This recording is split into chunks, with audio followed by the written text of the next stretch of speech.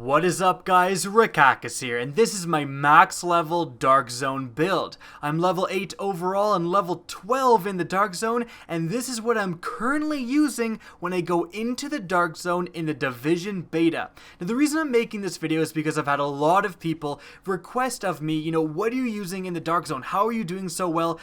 Can you afford these things within the Dark Zone? And that's because I uploaded 2 different videos on the 2 different high-end gold weapons available for purchase within the Dark Zone for Dark Zone currency. And I'll link those in the description down below if you guys want to check those out. So this video is going to be going over what I use, why I use it, and along the way we're going to discuss some various Dark Zone tips. So let's get started with my primary weapon, which has got to be the Caduceus. It's just such a powerful weapon.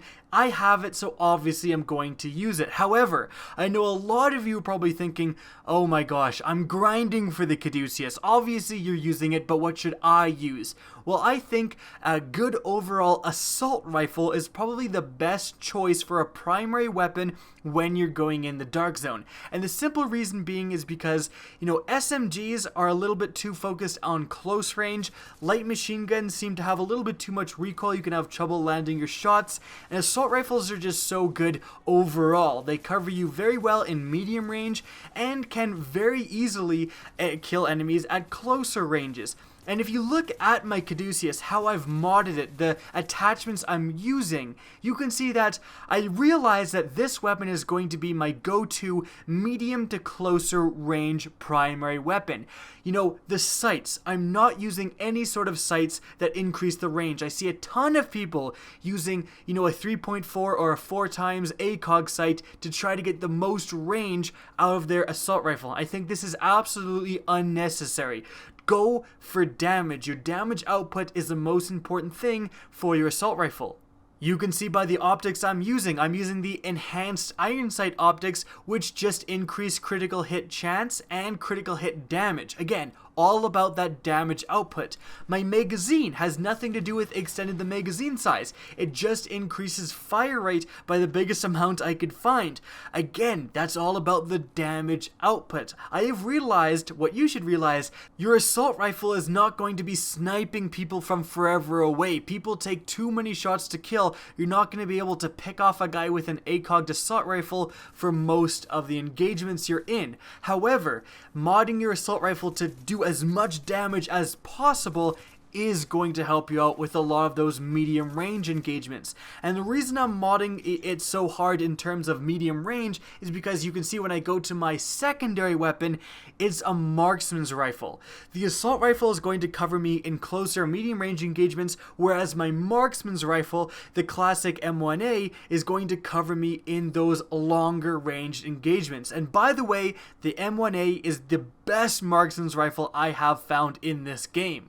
Firstly, it does incredible damage, over 2,000, and I know that the M44 carbine can potentially, that's the bolt action one, do more damage than this weapon. It actually does like 2,500, at least the one I has does that. However, its fire rate is 55, and the fire rate of the M1A is in the 300s, so you are getting an astronomical rate of fire increase for just doing 500 less damage.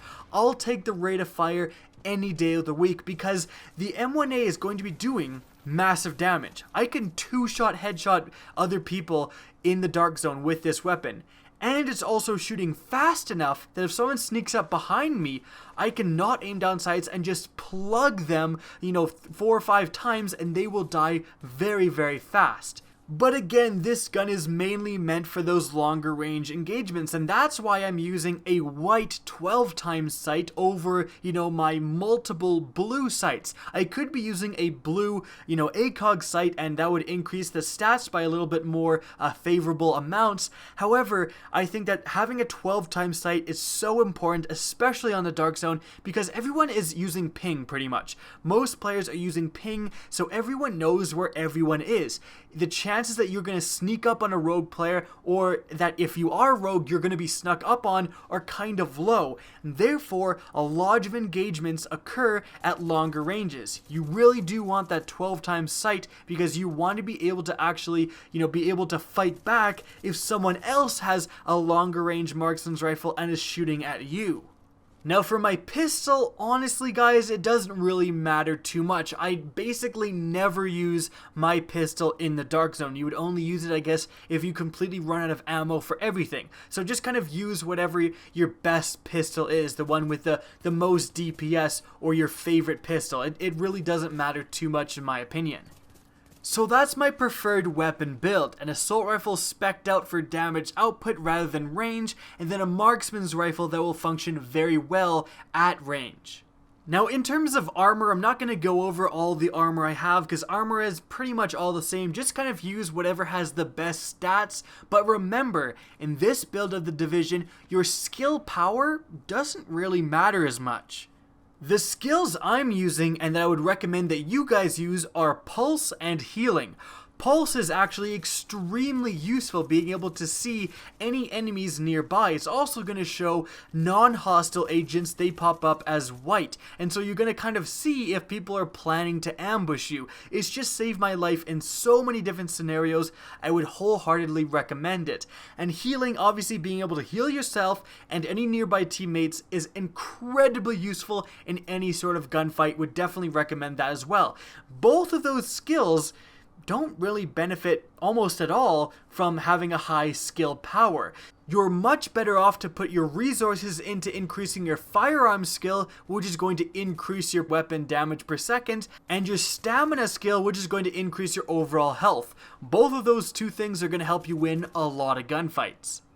Now that's pretty much it for my build. Let's move on to some general Dark Zone tips that will hopefully help you guys grind your way to those high-end weapons. And the first most important tip I have for you guys is squad up. Go out of your way, invite everyone on your friends list, do whatever you can to get a squad of 4 together, because having that extra firepower on your side is just extremely important. Having a squad of 4 is going to make it so much less likely that people try to mess with you in the first place, and if they do, you'll have the firepower to actually take them down most of the time.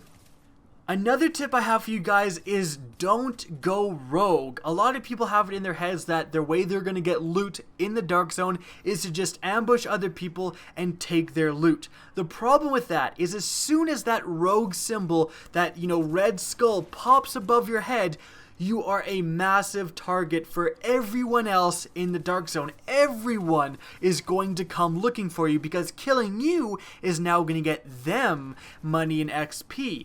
And so again, you just don't want that target on your head. And if you die, especially if you die as a rogue, you're going to lose some of your Dark Zone currency. So you're going to go backwards in trying to save up enough to buy those high-end weapons. So it's just not worth it most of the time. You can go out of your way to kill other rogues, but just try not to go rogue yourself. Besides, it's pretty damn easy to get a lot of blue gear by simply killing NPC enemies, like killing NPC bosses that you can find kind of all around the map and really aren't that difficult to kill. Almost always drop multiple blue items that you can just extract yourself. It's really not worth going through all of that rogue trouble just to steal someone else's gear that you could probably in the same time have gotten your own. Now the last tip I have for you guys is just kind of a little one, but it will help some people out. If you're trying to grind for currency and trying to save up to buy those high-end weapons, you'll know that if you kill the NPC enemies, sometimes they drop that white loot with the white, line up into the sky, and then that symbolizes that it can be the Dark Zone currency. You'll walk over and get the currency. However, remember that sometimes that white loot drops with additional loot. A lot of times I've seen enemies drop green loot, and when I get closer, you'll see the little symbol, the irradiated symbol for Dark Zone currency pop up as well. And then when you walk over the green loot, you'll get some Dark Zone currency. So don't forget about that. Don't just see, green loot and be like, I don't need any greens, I'm just gonna leave it. Make sure you walk over it and try to get all of the possible Dark Zone currency that you can. Now that's it for the video. I hope you guys enjoyed and found it helpful, and if you did, please remember to help me out by simply rating and sharing this video. Now if you want to see more Division content, don't be afraid to slap that subscribe button. If you want to get in touch with me and keep up to date with the latest channel activity, the best way is to follow me on Twitter. That's linked in the description down below, as is my Twitch channel, which you can follow as well. Again, I hope you enjoyed the video, and as always, have a good day.